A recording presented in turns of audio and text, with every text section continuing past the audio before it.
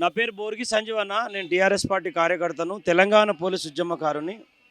ముఖ్యంగా Congress party auto డ్రైవర్లకు సంవత్సరానికి 12,000 రూపాయలు ఇస్తానని ఎన్నికల సందర్భంగా చెప్పింది. మళ్ళా ఒక నెలకు వచ్చేసి 1,000 రూపాయలు ఇస్తామని చెప్పేసి వాళ్ళకి హామీ ఇచ్చింది. వాళ్ళందరూ కూడా ఆశపడి కాంగ్రెస్ పార్టీని గెలిపించిండ్రు. పెద్ద ఎత్తున ఈరోజు ప్రభుత్వం వచ్చింది. ఈరోజు 12,000 రూపాయలు సంవత్సరానికి వస్తేనే వాళ్ళు ఆశపడ్డారు. నెలకు ఒక 1,000 రూపాయలు ఇస్తారేమని చెప్పేసి వాళ్ళందరూ ఆశపడ్డారు. ఈరోజు ఆ 12,000 రూపాయలు ప్రతి సంవత్సరము ఇవ్వకపోగా, నెలకు 1,000 రూపాయలు ఇవ్వకపోగా, ఈరోజు ఈ ప్రభుత్వము ఆర్టీసీ ఫ్రీ బస్ తీసుకురావడం ద్వారా ఈరోజు వాళ్ళ 5,14,000 మందికి ఈరోజు రోడ్డు పాలు చేసే పరిస్థితి ఆల్రెడీ తీసుకున్నది.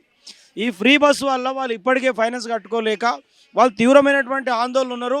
వాళ్ళ పిల్లల ఫీజులు కట్టుకోలేక, వాళ్ళ కుటుంబ పోషణ చేసుకోలేక ఈరోజు వాళ్ళ కుటుంబం గడవలేనటువంటి పరిస్థితి, ఎవరు ఫైనాన్స్ అయినటువంటి పరిస్థితిలో వాళ్ళు ఉన్నారు.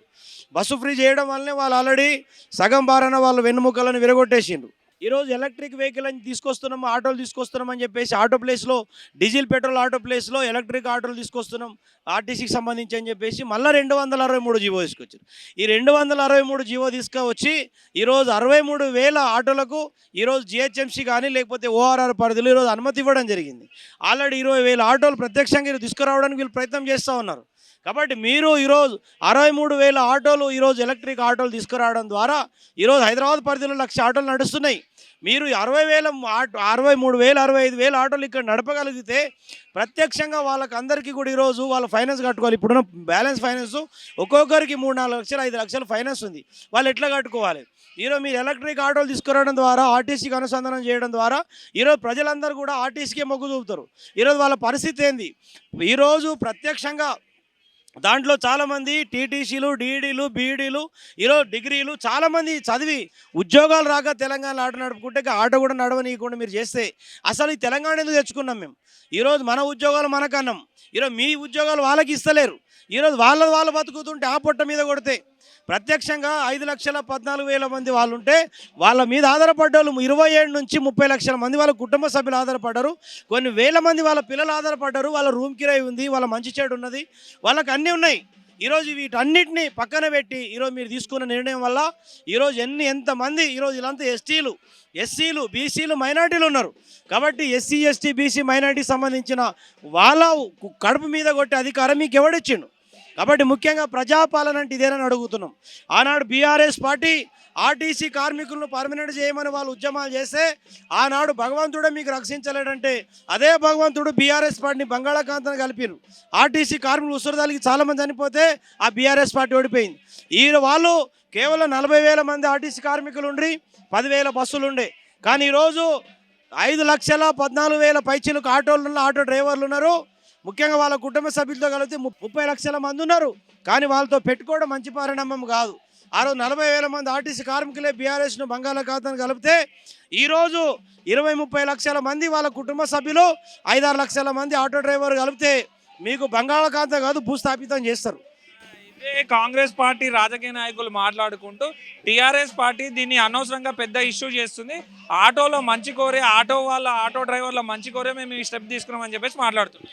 ఈరోజు మీరు మంచి కోరి నిర్ణయం తీసుకుంటే ముఖ్యమంత్రి, మంత్రులు, ఎమ్మెల్యేలు నడిచే ప్రతి వాహనం కూడా ఎలక్ట్రిక్తో నడవాలి. బస్సులన్నీ కూడా ఎలక్ట్రిక్తో నడవాలి. ప్రభుత్వ పరంగా, ప్రైవేట్ పరంగా నడిపే ప్రతి వాహనం కూడా ఈరోజు ఎలక్ట్రిక్తోనే నడవాలి. ఈరోజు రాష్ట్రంలో ప్రైవేట్ ద్విచక్ర వాహనాలు లేవు, దాంట్లో 4 వీలర్స్ లేవు, 6 వీలర్స్ లేవు, ఏది లేదు, బస్సులు లేవు, అన్నీ కూడా డీజిల్ పెట్రోల్తో నడవచ్చు. ఒక ఆటో మాత్రమే ఎలక్ట్రిక్ అని మీరు ఎందుకు పెడుతున్నారు? జీవో, చట్టం ఇవి రెండు కూడా అందరికీ వర్తించే విధంగా ఉంటాయి. కానీ ఒక్క ఆటోకు మాత్రమే 263 జీవో అనేది ఇది ముమ్మాటికి ప్రత్యక్షంగా పరోక్షంగా వాళ్ళ ఉపాధిని కోల్పోయే విధంగా, వాళ్ళ కుటుంబానికి రోడ్డు తీర్చే విధంగా, వాళ్ళ పిల్లలకు అన్యాయం చేసే విధంగా తీసుకునే నిర్ణయం ఉన్నది. మీరు ఆలోచన చేయురి. ఈరోజు ఈ ప్రభుత్వ పరిధిలో నడిచే అన్ని ప్రభుత్వ వెహికల్, గ్రామ పంచాయతీలు నడిచే ట్రాక్టర్ కావచ్చు, జిహెచ్ఎం నడిచే చెత్త వెహికల్ కావచ్చు, ఈరోజు ఎమ్మెల్యేల బండ్లు కావచ్చు, ఎంపీల బండ్లు కావచ్చు, ప్రభుత్వంలో నడిచే ప్రతి వాహనం ఈరోజు అన్ని ద్విచక్ర వాహనం నుంచి ప్రతి ఒక్క వాహనం కూడా ఈ రాష్ట్రంలో ఎలక్ట్రిక్తో నడిపే దమ్ము మీకున్నదని అడుగుతున్నాం మేము. ఈరోజు ఒక ఆటో డ్రైవర్ల మీద ఎందుకు పడుతున్నారు అంటే ఈరోజు బస్సులో మీకు నష్టం జరుగుతుంది ఫ్రీ బస్సులో కాబట్టి ఈరోజు ఆటో డ్రైవర్లకు మోసం చేసి వాళ్ళు ఉపాధిని కోల్పోయే విధంగా చేస్తే మీరు దానికి బ్యాలెన్స్ చేసుకోవడం ప్లాన్ చేస్తున్నారు. ఇది మనకు అందరికి అర్థమైన విషయమే. అంటే వాళ్ళు మాట్లాడుకుంటూ హైదరాబాద్ని పొల్యూషన్ ఫ్రీ చేయాలి, పొల్యూషన్ ఎక్కువ కాకూడదని చెప్పేసి ఎలక్ట్రిక్ ఆటోల వైపు మొగ్గు చూపుతున్నామని చెప్పి వాళ్ళు మాట్లాడుతున్నారు. ఇప్పుడు మన ఎస్సీ ఎస్టీ బీసీ పిల్లలు మరి బడుగు బలైన వర్గాలు నడుపుకునే ఆటోలు నడుపుకోవడం వల్ల పొల్యూషన్ అయితే ఈరోజు ముఖ్యమంత్రులు మంత్రులు ఎమ్మెల్యేలు మీరు డీజిల్ పెట్రోల్ వాడితే పొల్యూషన్ అయితే లేదా? బస్సుల వల్ల పొల్యూషన్ అయితే లేదా? ఈరోజు మీ ప్రభుత్వ వాహనాలతో పొల్యూషన్ అయితే లేదా? ఈ ఒక్క ఆటో తప్పితే మిగతా ప్రైవేట్ వాహనాలు నడిపే ద్విచక్ర వాహనాలతో పొల్యూషన్ అయితే లేదా? మీకు ఆటోకు ఏదైతే ఎలక్ట్రిక్ ఆర్టీసీకి అనుసంధానం చేసిండ్రో ఆటోకు సంబంధించి ఈరోజు ప్రైవేట్ వాహనాలకు చేయరు, మీ ప్రభుత్వ వాహనాలకు చేయరు. ఒక్క ఆర్టీసీకి ఎందుకు? ఒక్క ఆటోకే ఎందుకు మీరు ఎలక్ట్రిక్ ఆటో అని చెప్పేసి పెట్టిండ్రు? ఎలక్ట్రిక్ సైకిల్ మోటార్ రావాలి, ఎలక్ట్రిక్ కార్ రావాలి, ఎలక్ట్రిక్ బస్సు నడవాలి, ఎలక్ట్రిక్ అని రావాలి కదా. ఈరోజు జీవో అనేది అందరికీ కావాలి కదా. తెలంగాణలో ప్రతి పౌరుడు నడిపే ప్రతి బండికి ఈరోజు ఎలక్ట్రిక్ పద్ధతులు నడపండి.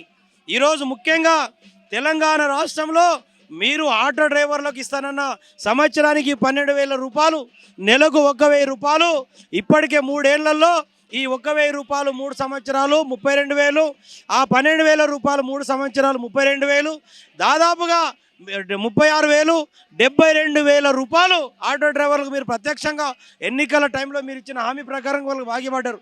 ఆ డబ్బులు ఇయ్యురి. ఆ డబ్బులు ఇయ్యలేక ఈరోజు ప్రత్యక్షంగా మీరు ఇచ్చిన హామీ అమలు చేసుకోలేక ఆ ఫ్రీజ్ వాస్ పెట్టి ఈరోజు వాళ్ళకు ఆ రకంగా మోసం చేసిండ్రు. ఎలక్ట్రిక్ ఆటోలు తీసుకురావడం ద్వారా ఈ రకంగా పూర్తి కన్యం చేస్తుంటే తెలంగాణ సమాజం ఊరుకోదు.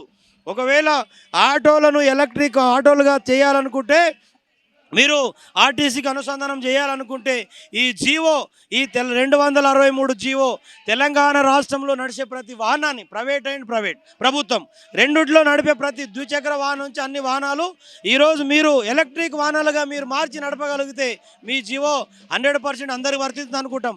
ఒక ఆటో డ్రైవర్లకు మా మీద ఎందుకు ఎదురుతున్నారు? వాళ్ళందరూ దళితులు ఉన్నారు, ట్రైబల్స్ ఉన్నారు, గిరిజనులు ఉన్నారు, బీసీలు ఉన్నారు, మైనార్టీలు, ఆదివాసులు ఉన్నారు. ఆటో డ్రైవర్ల జోలికి పోతే నాడు బీఆర్ఎస్కు పెట్టినటువంటి గతే. ఆర్టీసీ జోలికి పోయినరు, వాళ్ళు బంగాళాఖాత కలిసిండ్రు. మీరు ఆటోల జోలికి వస్తే మీరు భూస్థాపితం అయిపోతారు. వెంటనే 263 జీవో వాపసు తీసుకోవాలి.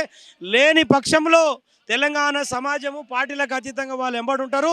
తప్పకుండా కాంగ్రెస్ పార్టీ ముఖ్యమంత్రి గారు మారడానికి కూడా ఒక జీవో రావాలని కూడా ఆటో డ్రైవర్ కోరుతున్నారు. అవసరమైతే ఆ జీవో కూడా తీసుకురావాలని కూడా ఈ సందర్భంగా విజ్ఞప్తి చేస్తా ఉన్నాం.